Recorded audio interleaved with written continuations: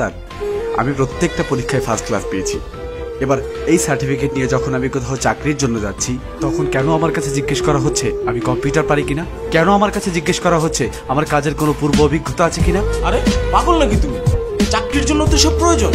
তোমাকে কম্পিউটার জানতে হবে, কাজের অভিজ্ঞতা থাকতে হবে, এক কথায় তোমাকে যোগ্য হতে হবে। তাহলে বেতন কি তোমার চেহারা দেখে দিবে? যদি চাকরি করতে এগুলো লাগবে, তবে স্কুল কলেজে আমাকে বাস্তবমুখী না করে তুলে আমাকে কম্পিউটার না শিক্ষা দিয়ে কেন শেখানো হচ্ছে? নবাব সিরাজউদ্দৌলা কবে মারা গিয়েছিল? কেন সেখানে একজন ছাত্রকে বইয়ের উপর বই চাপিয়ে দিয়ে ডিপ্রেশনে বসানো হচ্ছে? তুমি কি মিয়া পণ্ডিত হয়ে গেছো নাকি? এগুলো হচ্ছে ইতিহাস। একটা ছাত্রের জন্য ইতিহাস জানা খুবই জরুরি। এই ইতিহাস জানা যেমন জরুরি, তেমনই জরুরি বাস্তবমুখী শিক্ষা, যেমন কম্পিউটার। সত্যি কথা হলো স্যার, এই ইতিহাস জেনেই না আজ লক্ষাধিক যুবক চাকরির জন্য রাস্তায় রাস্তায় ঘুরছে। আর আরো সত্যি কথা হলো, ইতিহাসে চাকরি পাওয়ায় না, পাওয়ায় কর্মবিদ্যা। কে কে বলছে তোমার বিদ্যালয়ে কম্পিউটার শেখানো হয় না? সেখানে কম্পিউটার আছে, কম্পিউটার শিক্ষক আছে, তুমি শিখো নাই কেন? এক মিনিট স্যার, আপনি আমি দুজনেই জানি যে বিদ্যালয়গুলোতে কম্পিউটার ল্যাব আছে, কিন্তু আপনি জানেন সেখানে কি শেখানো হয়? সেখানে পুরো বছর জুড়ে শেখানো হয় কিভাবে কম্পিউটার অন অফ করতে হয়। আর নিজে থেকে নতুন কিছু শিখতে গেলে বলা হয় কম্পিউটার হ্যাং হয়ে যাবে। স্যার, সেই যে হ্যাং হলাম না, এখনো ছাড়াতে পারি। আসল কথা হলো, সেখানে যা শেখানো হয় আর চাকরিতে যা চাওয়া হয়, দুইটা সম্পূর্ণ দুই রকম। তাহলে তুমি কোনো বাইরের কম্পিউটার ট্রেনিং সেন্টার থেকে ট্রেনিং নাও। স্কিল ডেভেলপমেন্ট ইনস্টিটিউট আছে, সেখান থেকে স্কিল ডেভেলপ করে নাও।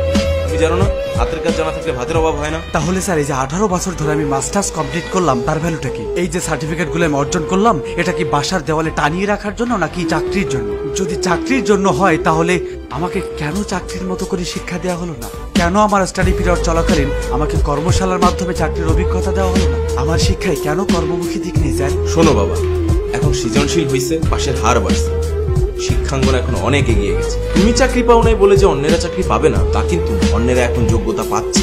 স্যার, কর্মক্ষেত্রে গেলে সেখানে একটা কাজের ধারণা দিয়ে 4 ভাগে করতে বলা হয় না, যেমনটা আপনার সৃজনশীলে করাচ্ছেন। চাকরিতে একটাই কাজ দেওয়া হয়, আর যদি আপনি তা না পারেন, আপনি অযোগ্য। কি আজব স্যার! এরা সৃজনশীল পদ্ধতিতে পড়ালেখা করছে, তবে সৃজনশীল কোনো কর্মক্ষেত্র পাচ্ছে না, আর পাবেও না। পাচ্ছে একটা সার্টিফিকেট। তুমি একটা শিক্ষিত সমাজে দাঁড়িয়ে এসব কথা কিভাবে বলতো? তুমি কি বলতে চাও, এখন শতভাগ শিক্ষার কোনো দাম নেই? শিক্ষাঙ্গন এখন বিজনেস কোম্পানি স্যার, আর স্টুডেন্ট হলো প্রোডাক্ট। প্রত্যেক বছর এই কোম্পানি থেকে কয়েক লাখ A+ ব্র্যান্ডের প্রোডাক্ট বাজারজাত করা হচ্ছে। দুঃখের বিষয় স্যার, এখানে কোনো জ্ঞানী গুণী মানুষ বের হচ্ছে না। এদেরকে জাস্ট প্রেশার ক্রিয়েট করে মুখস্থ করিয়ে A+ পাওয়ানো হচ্ছে। আর আপনাদের এই প্রেশার কুকারে পড়ে ছাত্রদের আশা আকাঙ্ক্ষাগুলো বাষ্প হয়ে উড়ে যাচ্ছে, আর সমাজ সিটি মারছে। তুমি জানো পোলাপাইনের অবস্থা? এখনকার পোলাপাইন খুব দুষ্ট, যে করেই হোক A+ তো পাচ্ছে। আর শুনো বাবা, A+ পেলে সব হয়। A+ পেলে সব সম্ভব? ভুল। এখন সমাজ রেজাল্টকে এমন অবস্থায় এনেছে যে একজন ভালো ছাত্র যদি A+ পায়, তার দিকেও আঙুল তুলে বলবে, রেজাল্ট কত টাকা দিয়ে কিনেছেন? A+ দিয়ে কোনো ছাত্রের যোগ্যতা প্রমাণ করা সম্ভব না। হ্যাঁ, তার সম্পর্কে একটা কথা বলতে পারি, যদি সে নকল না করে থাকে, তবে তার মুখস্থ করার ক্ষমতা খুব ভালো, যা কেবল পরীক্ষার খাতা পর্যন্ত সীমাবদ্ধ।